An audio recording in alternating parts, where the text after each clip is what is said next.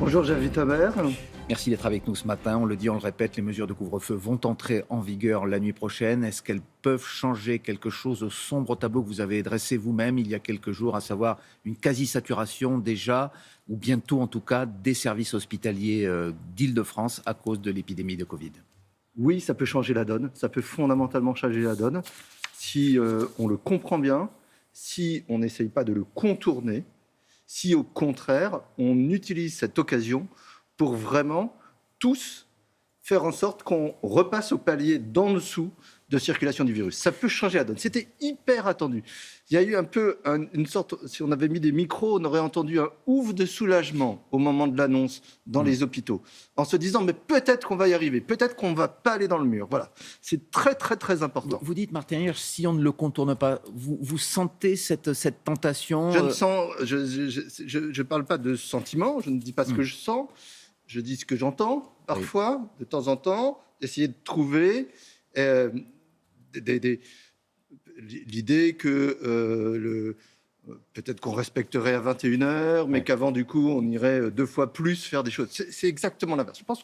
Mais je pense que la plupart des gens ont compris. Si on en est là, si on prend ces décisions, c'est que la situation est grave, mais aussi qu'on peut éviter de faire le confinement complet. Combien de temps il faudra pour justement voir l'effet concret dans les hôpitaux, dans les services de réanimation? Alors, dans les hôpitaux, il faudra du temps. Mais dans la réalité, il faudra peu de temps. On verra dans quelques jours si effectivement il y a moins de fréquentation, si on retrouve la manière dont on se promène, dont on utilise le télétravail, par exemple. Chaque entreprise, France Télévisions, toutes les autres peuvent le mesurer à partir de lundi, que ça a bien diminué. Donc ça va aller assez rapidement. Et puis quelques jours après, on verra, avant les hôpitaux, les indicateurs qu'on appelle prédictifs, les premiers indicateurs d'alerte, ceux qui flambaient ces derniers jours. On verra si... c'est-à-dire le nombre de contaminations, par exemple ? Le nombre de contaminations, le nombre d'appels au SAMU, le nombre d'ambulances qui se promènent et qu'il faut aller appeler, chercher, etc. Tout cela.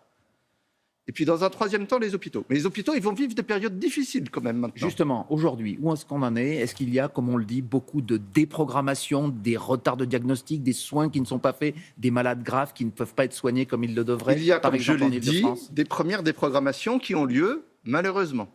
Et ce qu'on sait, et l'esprit du couvre-feu. Le couvre-feu, ce n'est pas simplement une mesure administrative. Respecter l'esprit du couvre-feu. Dans la journée aussi, le virus circule. Le virus, il ne sort pas la nuit, tel Dracula. Le virus, il est là toute la journée. Les détracteurs de ce couvre-feu, pourquoi on nous oblige à continuer à prendre les transports les détracteurs du couvre-feu, en général, je m'arrête et je vais me mettre un tout petit peu en colère. C'est les mêmes qui disaient qu'il n'y aurait jamais de deuxième vague. C'est les mêmes qui disaient que ça ne tuerait jamais. C'est les mêmes qui disaient... J'en entendais un l'autre jour expliquer que dans les hôpitaux, on se faisait plaisir à mettre les patients en réanimation. Ces détracteurs-là, ils peuvent vraiment se taire. Alors, ceux qui disent, en revanche, qu'attention, le virus circule le jour et le virus circule la nuit, ils ont raison. On n'est pas obligé de faire en sorte que la nuit, on aurait un comportement très strict et le jour, un comportement débridé.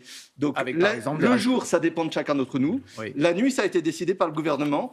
Et le jour, pour nous, la nuit, avec les mesures strictes, l'un plus l'autre, là, ça peut nous aider. 20 millions de personnes, 20 millions de Français sont concernés, 9 grandes agglomérations, mais il restera beaucoup de grandes villes, on va en citer Nantes, Nice ou Strasbourg, qui resteront libres, entre guillemets. Est-ce que cela ne risque pas, finalement, de continuer à diffuser l'épidémie ? Et qu'est-ce qui empêchera quelqu'un d'aller attraper le virus en Alsace ou en Bretagne et de le ramener en Île-de-France, par exemple, très concrètement ? Si on joue au plus fin, c'est-à-dire à se dire je suis dans une ville où j'ai le droit de faire ce que je veux et du coup je fais ce que je veux de manière absurde, effectivement on n'en sortira jamais. Si tout le monde, et je pense que ce n'est pas 20 millions, c'est 60 millions, 64 millions de Français qui veulent s'en sortir le plus rapidement possible,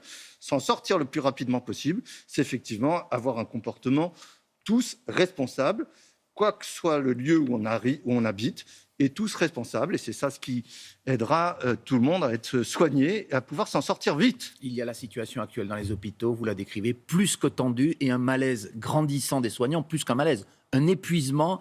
Plus de la moitié d'entre eux se déclarent en état d'épuisement selon une enquête menée ces derniers jours. Vous étiez hier avec le Premier ministre Jean Castex dans les hôpitaux parisiens, qui a notamment annoncé une prime, on l'entendait dans le journal, pour ceux qui accepteront de renoncer à leurs vacances à la Toussaint. Est-ce que c'est un geste que vous saluez ? Oui, il a fait plusieurs, au-delà des gestes, il a fait plusieurs annonces importantes. Ceux qui renoncent à leurs vacances, à tout ça, c'est pas une prime, c'est juste une indemnisation. Une indemnisation forfaitaire journalière. C'est juste Précision, le fait c'est qu'ils pas une font prime. un effort monstrueux, Absolument. ils bousculent tout Une au dernier indemnité moment. compensatrice de 110 à 200 Mais en euros par revanche, jour. le Premier ministre a dit qu'il avançait les mesures prises par le Ségur, celles qui étaient attendues au printemps, arrivent avant la fin de l'année, et donc on aura 183 € pour tout le monde avant la fin de l'année. Ça, c'est majeur, et ça, c'est pour toujours et pour tous les agents. Et puis, il a annoncé qu'il nous aiderait sur les logements des infirmières, ce qui est la préoccupation numéro 1. Donc, le Premier ministre, après avoir entendu les médecins et les infirmières et les cadres lui expliquer la dureté de la situation et les risques auxquels on était exposé, a répondu que effectivement l'hôpital serait soutenu. Mais est-ce que c'est un message qui passe, puisqu'on le voit notamment dans les reportages, de plus en plus de soignants ont presque envie de jeter l'éponge malgré la passion qu'ils ont pour leur métier, tellement les conditions sont difficiles et que le Ségur de la santé n'a pas vraiment changé. Ils sont là, les soignants. Là, ce qui les caractérise, ce n'est pas leurs états d'âme. Ce qui les caractérise, c'est que bien que beaucoup aient dit depuis longtemps que la deuxième vague arrivait, ils sont là. Face à un malade, ils n'ont pas d'état d'âme. Ils sont là. C'est ça ce qui les caractérise d'abord. Ils sont présents, ils sont là. On rappelait que beaucoup, spontanément, ont renoncé à leurs vacances. Ils sont là, ils sont retroussés les manches, ils sont là. Quand vous dites ils sont là, vous êtes directeur de la PHP, de tous les hôpitaux parisiens. Ça veut dire qu'il n'y aura aucune carence, il n'y aura aucun manque dans les services dans les prochaines semaines qui vont voir affluer et qui continuent de voir affluer un grand nombre de malades. Ils ne sont pas assez nombreux. Ils ne sont pas assez nombreux, je le dis, et c'est pour ça qu'on appelle encore au volontariat et que ceux qui sont là sont obligés de faire des heures en plus, c'est ce qu'on faisait. Mais ce que je veux dire, c'est que dans leur tête, ils sont là, hein, ils sont présents, ils ne sont pas en train de faire des chichis, en train de se demander s'ils ont des états d'âme, et pourtant c'est dur. Olivier Véran a promis hier une enveloppe de 50 millions d'euros supplémentaires, ouvrir 4000 lits. On a l'impression que tout est possible, et pourtant, il y a encore ces difficultés. Est-ce qu'on peut envisager, comme au printemps, si malheureusement la saturation arrivait, des transferts de malades entre régions, vers des régions qui cette fois-ci sont moins touchées, comme le Grand Est? C'est une des grandes différences avec le printemps, c'est que la plupart des régions sont aujourd'hui touchées, et donc ces mesures d'ajustement qu'on pouvait faire sont probablement exclues là. Ces 4000 lits vont ouvrir, vous pensez, dans les prochaines semaines, puisque Olivier Véran le promet? C'est possible, là encore? On peut ouvrir des lits de cette façon-là? Ce qui compte, c'est est-ce qu'on peut trouver du personnel pour pouvoir avoir plus de ressources humaines disponibles pour soigner plus de patients. L'ouverture des lits, on a des lits aujourd'hui qui étaient fermés faute de personnel, qu'on réouvre chaque fois qu'on trouve du personnel ou chaque fois que des personnels font des heures supplémentaires ou renoncent à des congés. Martin Hirsch, une toute dernière question. Des perquisitions ont été menées hier dans le cadre des enquêtes sur la gestion de la première crise de Covid-19 au printemps. Est-ce qu'il y a un péché originel de communication? Vous portez le masque ce matin, sur ce port du masque que les autorités avaient déclaré non utile pour l'ensemble de la population et qui est désormais obligatoire. Je ne suis pas juge, vous avez remarqué que je ne suis pas juge. Non, il y a une je l'ai remarqué. perquisition hier. Mais sur la communication par rapport à ce masque. Bon, on va parler de la communication qui peut faire des morts demain.